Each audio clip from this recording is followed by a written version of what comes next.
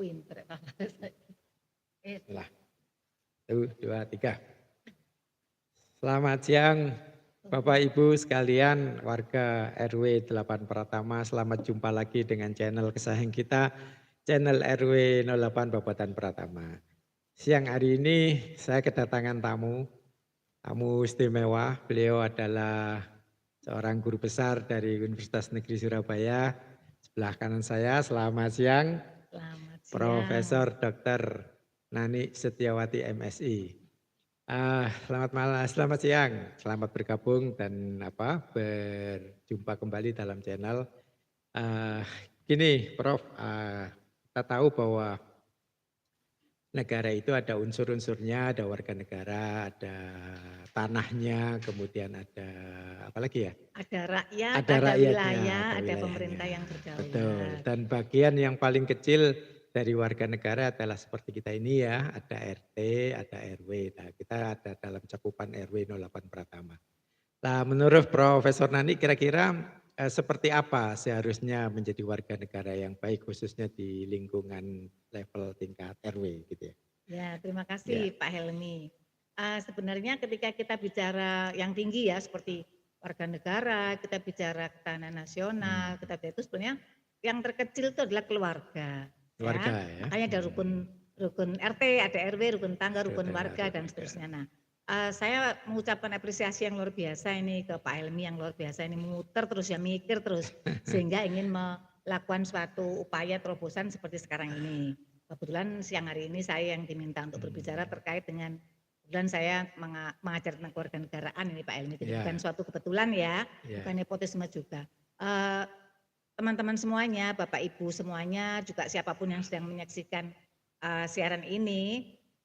Jadi pertama menjadi warga negara yang baik itu dimulai dengan menjadi warga yang baik, yaitu di lingkup RT, kemudian menjadi RW.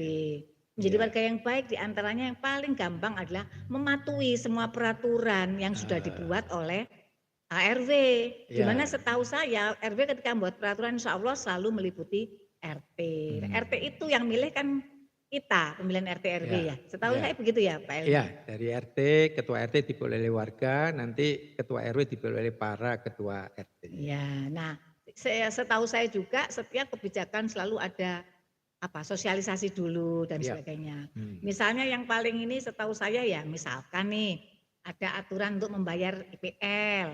Nah, dimana setahu saya juga IPL itu tidak serta-merta ditentukan oleh pengurus begitu besarnya sekian, tentu ada melihat ke kiri ke kanan begitu ya, pastinya perumahan kiri kan begitu ya Pak Helmi ya.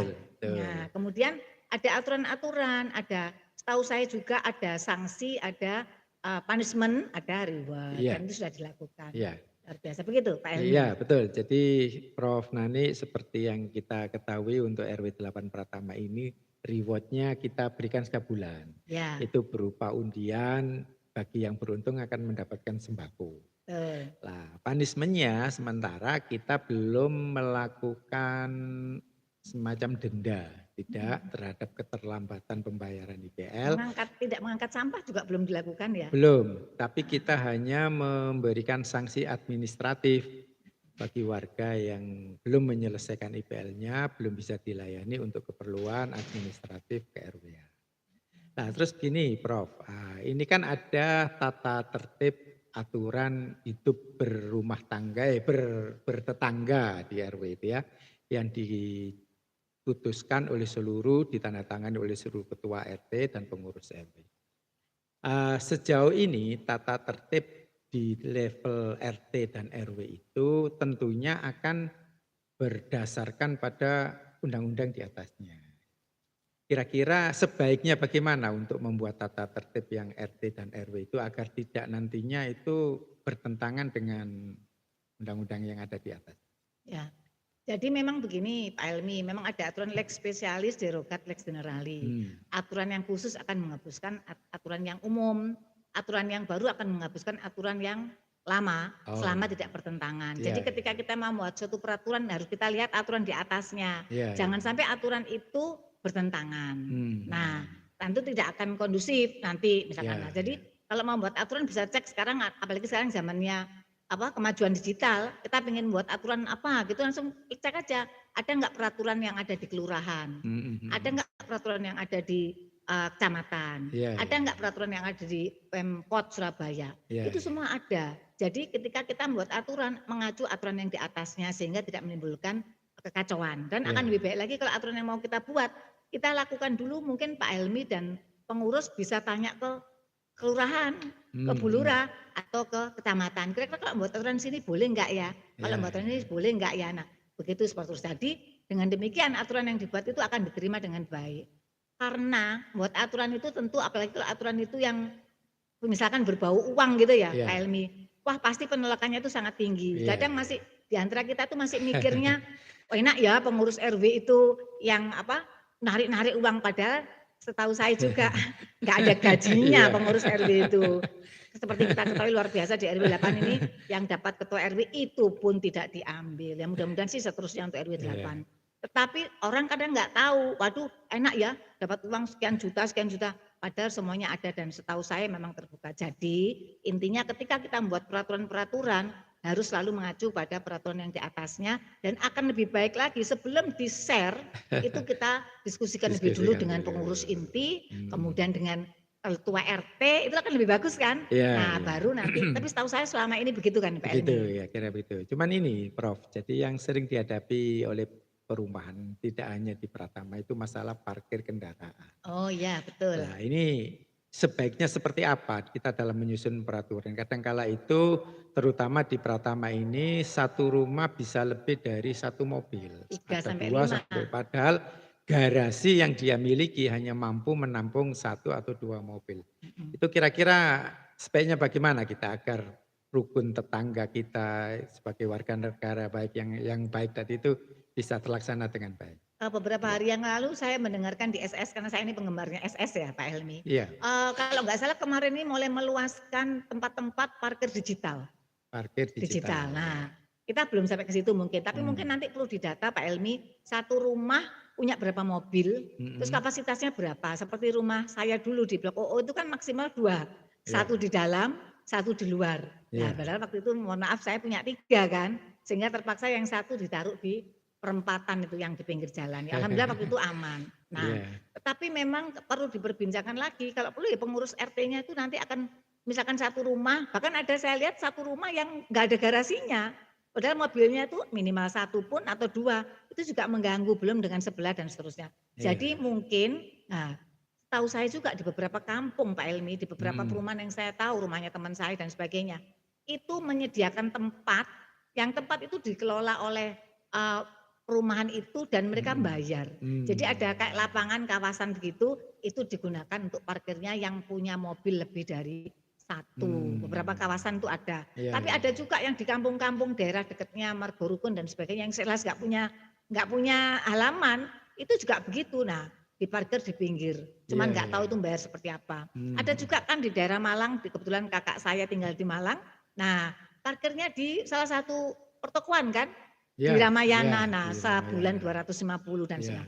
Mungkin itu bisa dibicarakan. Nah, Mmm. selama senyampang tidak mengganggu tidak masalah, tapi saya mengalami tidak sekali 2 kali. Ini pengalaman saya Pak Elmi, Iya yang iya. sampai akhirnya saya terlambat dan presensi saya jadi merah, karena saya terlambat karena harus mundur, maju mundur, karena saya tidak pinter, tidak begitu pandai.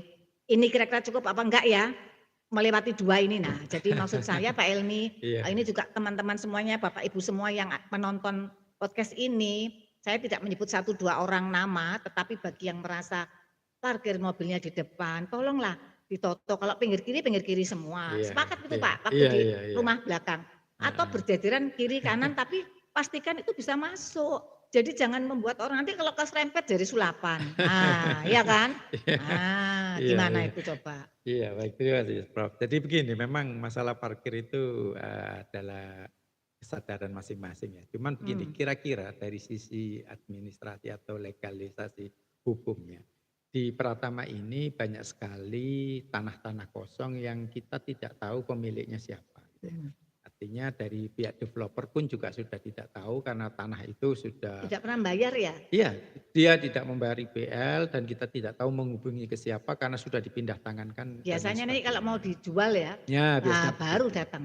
Nah, kira-kira lahan-lahan yang seperti itu kalau kita manfaatkan yang seperti sampaikan Prof tadi, kita manfaat untuk parkir bersama ya, kita kelola agar nanti gang-gang sempit mungkin yang di bagian belakang sana bisa menempatkan mobilnya di situ itu masuk akal nggak? Kira-kira gimana Bisa. ya? Nah, Pak Helmi mungkin di Pratama kan banyak ya pakar-pakar hukum nih, misalkan Hmm. Pak Juliedi ya, Oh, Pak kemudian Yudi ya. ya kemudian itu yang saya tahu ya, yang saya kenal. Ya mungkin bisa terus kemudian Pak Dipo. Nah, itu bisa diajak bicara. Kira-kira kalau seperti ini bagaimana? Jadi nanti ketika kita melangkah tidak salah. Karena memang pemanfaatan aspek sosial kalau nggak salah ini ya Undang-Undang Pokok Agraria, tapi ini berkaitan dengan yang sudah nggak ditempat dan sebagainya itu memang boleh selama itu digunakan untuk sosial lah. Mungkin kalau selama sosial kan harus dibangun dulu. Misalkan dirapikan dulu, dipasangi paving dan sebagainya itu kan biaya juga. Iya. Nah, itu kan butuh biaya. Nah, kemudian nanti itu bisa masuk income generatingnya RW juga. Tapi tetap kalau saran saya ke para para praktisi hukum, ya yang saya sebutkan pertama banyak. Iya. Kira-kira kalau seperti itu bagaimana? Iya. Selama itu digunakan untuk kepentingan warga, saya kira kok nggak masalah ya. Tentu Masalah tidak ya. semahal yang kita naruh di Iya. Ramayana atau apa, tapi manfaat dan nanti juga bagus, nggak ada ular, nggak ada tikus, nggak ada ini, rapi, bersih dan itu bisa dimanfaatkan Iya. oleh warga. Iya, atau itu mungkin bisa kita gunakan sebagai taktik untuk memancing agar si pemilik muncul begitu Nah, ya. bisa juga. Nah, nanti setelah pemilik muncul daripada tanah itu kosong dan belum ada rencana untuk dibangun, kan bisa kita memanfaatkan itu tapi tanahnya tetap aman begitu ya, artinya Ya, bersih kalau digunakan dia oleh datang itu. dan dia merasa keberatan ya Betul. harus Harus ganti mengganti yang kita biaya bangun baru. tadi. Iya. Karena harusnya kan dia bayar Iya, ya. harus bayar ya. Itu Setahu nanti saya yang kan bikin bisa. masalah kan seperti itu. Iya. Nggak pernah muncul, ketika muncul sekian puluh juta. Iya, sekian puluh juta, Itu. lalu nanti setelah lahannya itu dipakai oleh parkir warga, nanti kan bisa dikompensasikan dengan IPL bulan berjalannya ke depan ya. Betul. Jadi ada kompensasi ke sana, saya kira itu salah satu solusi. Oke, terus yang kedua ini yang barangkali podcast pada siang hari ini mumpung ketemu Prof. Nanik sebagai warga negara yang baik gitu ya. Ini kan di Surabaya itu Pak Eri Cahyadi ada program Kampung Pancasila. Di mana di situ adalah ditekankan kepada kepedulian warga untuk bagaimana bisa mengurangi sampah yang ada di rumah, sampah rumah tangga, minimal dipilah antara sampah organik dan non-organik. Nah, itu kira-kira bagaimana? Ini sebagai apa ya? Kalau tadi kita katakan warga negara yang baik itu Kalau harus misalkan ini zero ya. waste Gitu. ya Iya, harapannya kira-kira ya. gitu. Kalau yang seperti saya lakukan selama ini ya, sebetulnya yang paling mudah itu ya itu tadi. Ada sampah yang memang nanti harus dibuang, diambil bank sampah. Ada sampah, kalau saya kan ada plastik, botol plastik, ada kertas dan sebagainya, itu dapat uang loh, dijual. Iya. Jadi kalau saya sih seperti itu Nilai aja yang tambah. paling gampang. Kalau dulu sekali pada waktu saya masih di blok OO belakang, itu pernah ada bank sampah. Tapi Iya. kayaknya juga agak jalan ya, kan agak sulit. Kemudian ada Iya. kakak Takakura dulu, Nah, Bu Rian almarhumah, itu sudah dijalankan semua Pak Helmi. Tapi hmm, kadang memang balik ke orangnya lagi ya. Tapi Iya. kalau saya sih sebenarnya harusnya kita bisa mulai dengan itu mendapatkan uang loh. Jadi yang orang kertas-kertas sendiri, kalau saya begitu, terus kemudian yang plastik atau yang bisa dijual botol sendiri. Dan itu setiap 1-2 minggu sekali saya jual. Uangnya bisa buat beli aqua atau buat santri, buat beli air minum. Kalau saya begitu sih. Lah kalau yang memang daun apa ya ini. Sebenarnya saya pun juga kepingin ya Takakura, apa memang belum bisa seperti itu. Tapi paling Iya. tidak saya berusaha untuk memisahkan mana yang bisa langsung dibuang, mana yang bisa menghasilkan uang. Ya, dengan demikian artinya nanti sampah yang dibawa ke TPA Benowo itu Tidak minimal banyak-banyak. berkurang jumlahnya. Nah hari ini kuantitasnya misalkan Pak berkurang. Helmi, beberapa hari ini kan rame masalah listrik padam. Kemarin saya mendengarkan SSO, saya pendengar SS setia setiap hari. Iya ini. Ada salah satu Ibu Silvi, saya masih ingat dia orang Manado. Ini saya ini ya, mungkin ini ada yang melihat dari kelurahan, nggak apa-apa ya kan Pak Helmi ya. Nggak apa-apa, Katanya ini begini, publik masa ya. iya kota terbesar kedua setelah Jakarta nggak bisa niru yang Manado, kota terbesar berapa ya. Dia bisa membuat suatu lah. Ini tadi karena kaitannya dengan sampah. Saya juga pernah ya ke Jepang ya. Tadi studi banding itu it's okay, no problem Bapak Ibu. Pejabat silahkan. tapi kesananya itu bukan hanya jalan-jalan, foto-foto, beli gantungan kunci, no. Tapi langsung kemana? Mau belajar masalah parkirnya, mau belajar masalah pengolahan sampahnya, boleh. Di Jepang itu salah satu kota, bagaimana sampah yang Iya, diperoleh itu luar biasa, itu bisa dikelola jadi bermacam-macam, di antaranya adalah iya. sumber tenaga. Sehingga kita nggak bingung dengan batu bara, dengan apa, ini energi terbarukan, itu. Yang sekarang Hmm. kita ini belum tahu loh ini, kayak di hari ini tiba-tiba mati ternyata nggak jadi, batal, sudah kadung keluar, tiba-tiba nggak ada pemberitahuan mati. Itu kita bisa apa? Ya kita Iya. hanya warga negara yang baik lagi, yang nerimo. Kita ada walaupun sedikit ngomel ya Pak Helmi ya.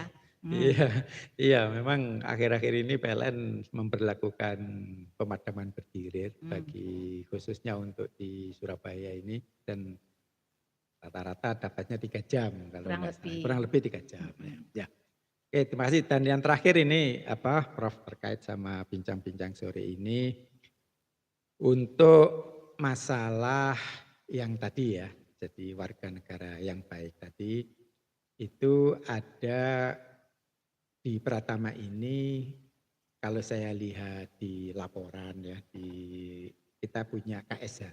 KSH itu kader Surabaya Surabaya hebat. Hebat. Nah ini salah satu poin yang ada di sana itu adalah terkait sama KDRT, Mm-mm. kemudian pemberdayaan perempuan dan perlindungan anak. Lah di Pratama ini kita ketahui bahwa warganya adalah heterogen, jadi ada berbagai macam suku dan etnis gitu ya. Kemudian agamanya juga bermacam-macam. Kira-kira bagaimana agar apa yang terjadi di tetangga kita bila mana dia mengalami KDRT. KDRT atau apa itu sebaiknya seperti apa yang harus Mm-mm. dilakukan? Kalau dulu memang kita sungkan ya kalau mau menegur kalau ada apa. Kalau sekarang itu kewajiban Pak Helmi. Kewajibannya? Kewajiban. Jadi kalau kita melihat tetangga kita, tapi kita jangan terburu-buru ya. Karena saya Mm, masih ingat juga nih anak saya yang nomor satu itu gampang sekali lebam. Tiba-tiba dikira pemukul, saya megang aja nggak pernah, nyubit aja nggak pernah. Nah itu jadi harus hati-hati juga sih Bapak mm, Ibu. Jadi kalau kita dengar teriakan, kita harus menanyakannya dengan baik tentu. Tentu bukan berarti ikut campur tangan, karena itu kewajiban kita. ya. Kalau kita melihat seperti itu, kalau kita sungkan mau langsung ikut campur tangan ya memang ke Pak RT. Pak RT itu yang kita lapori pertama. Mm, Atau kalau situ ada KSH, misalkan ada mm, RT 5, ada Bu Eni, ada Bu Nini, ya. ya itu yang mendekati. Tentu dengan Mm, tidak campur tangan, tapi kita menanyakan, mendekati dengan cara yang baik. mm, Mungkin ada juga yang takut, nggak berani ngomong, karena masih ada juga di antara kita yang mengatakan mengungkap itu adalah aib, itu juga salah. Karena mm. bukan seperti itu, kita ingin surganya akhirat, tapi kita juga ingin merasakan surga dunia kan. Masa kita ya di dunia ini mengalami neraka dulu, tentu tidak Pak Iya, Elmi. iya. Jadi saran saya untuk kekerasan dan sebagainya itu memang harus Nah saya juga menyarankan Bapak Ibu semuanya untuk bergabung di grupnya RW, RW ya. karena kadang-kadang ada yang nggak tahu, apa itu si Mm. Raga, apa itu si Maya, apa itu si Ya si si itu si penting itu itu. masuk grup Nah, RT sehingga RW nggak itu. tahu, sehingga ya tanyanya ke saya, harus Iya, tahu iya. supaya tidak ketinggalan zaman. Karena sekarang dunia digital Bapak Ibu, Iya, maka iya. kita manfaatkan itu. Insya Allah Iya. di RW 8 Pratama ini semua terbuka, saya Terbuka. tahu. Jadi kalau Hmm. ada yang nggak setuju pun juga bisa disampaikan. Saya kira Sampaikan itu Pak ya. Elmi. Jadi Baik, yang pertama tentu keluarga Pak Elmi. keluarga ya. Keluarga itu harus melindungi, tapi kalau keluarganya tidak bisa melindungi, padahal dia yang utama dan pertama, ya tentu sekolah. Kalau Hmm. sekolahnya tidak bisa karena ini di rumah tetangga, ya tetangga yang Tetangga memang harus ya. melindungi. Bagi tetangga adalah keluarga yang terdekat. Ya, terima Begitu Pak kasih Elmi. Prof. Dan sebagai tambahan di RW 8 ini punya Kabid ya, Kepala Bidang untuk P3A. Ya Bu Santi itu Ya, Bu ya. Santi. Jadi untuk Bagus sekali. Sekali-sekali nanti perlindungan. diundang Bu Ya, Santi diundang ke diundang ke sini sini Pak terkait sama Elmi, Bu perlindungan. Santi, Iya, Bu betul. Eni ya. Ya. Ya bergantian. Baik, terima kasih Prof. Waktu yang sudah disediakan untuk Sama-sama. bincang-bincang sore hari Suma-suma, ini. Insya Allah sama-sama. nanti kita ketemu untuk bincang-bincang yang lain ya. Ya, terima Isu-isu kasih. terkini yang barangkali warga Pratama butuh informasi secara benar, tidak termakan oleh kabar-kabar hoak yang bisa membuat kita menjadi iya Terpecah-pecah, terpecah-pecah. Itu emosi dan nanti sebagainya. bisa kita sampaikan secara benar di dalam forum ini. Terima Makasih. kasih, selamat sore. Ya, siang Taufik. sampai sore nih Pak Oh Helmi ya, ya. ini kita punya tagline untuk menutup setiap podcast. Jadi di Pratama itu kan tagline-nya betah di rumah. Oh Jadi iya. salamnya selamat sore Pratama, betah di rumah. Oh Jadi begitu. betah di rumah itu kayak kayak mau Agak tidur tidur. gitu Oh ya. ya ya ya, ya Baiklah dimulai. kita mulai ya. Satu, 1, dua, 2, tiga. 3. Selamat sore Pratama, betah Betah di di rumah. rumah. Wabillahi Terima taufiq wal hidayah. kasih. Assalamualaikum warahmatullahi wabarakatuh. Waalaikumsalam warahmatullahi wabarakatuh. Apik cuy. Pada siang sore.